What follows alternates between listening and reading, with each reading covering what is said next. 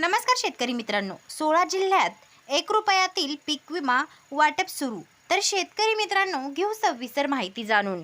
मे आणि जून, ऑक्टोबर 2022 आणि 2023 या कालावधीमध्ये अतिवृष्टीमुळे शेती पिकांचे खूप मोठ्या प्रमाणात नुकसान व नासाडी झाली होती। त्याच पार्श्वभूमीवरती शेतकऱ्यांना मदत देण्यासाठी मुख्यमंत्री एकनाथ शिंदे यांनी मोठी घोषणा केली होती आणि 15 कोटी जास्त उपलब्ध करून देण्यात येणार आहे। तर शेतकरी मित्रांनो, यात अमरावती असो किंवा नाशिक, नागपूर, औरंगाबाद आणि पुणे विभागातील जिल्ह्यातील शेतकऱ्यांना सदर पावसाळा विधानिक असलेला आहे।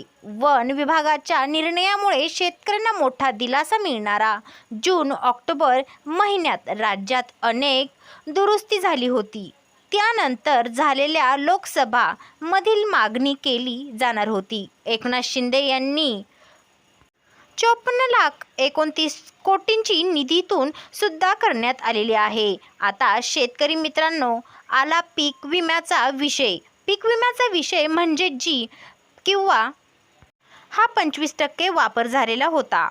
काही 16 जिल्ह्यातील आता 75% पीक विमा 1 मे पासून वाटप होणार असा सुद्धा सूत्रांनी माहितीनुसार सांगण्यात येणार आहे। त्यामुळे आता पीक विमा शेतकऱ्यांना ज्या 1 रुपयात तरी पीक विमा काढलेला होता, त्या शेतकऱ्यांना पीक विमा लवकरात लवकर मिळणार आहे, अशी सुद्धा माहिती समोर आलेली आहे। ज्या शेतकऱ्यांना नुकसान भरपाई मंजूर झाली, त्या शेतकऱ्यांनी आपल्या गावातील ही KYC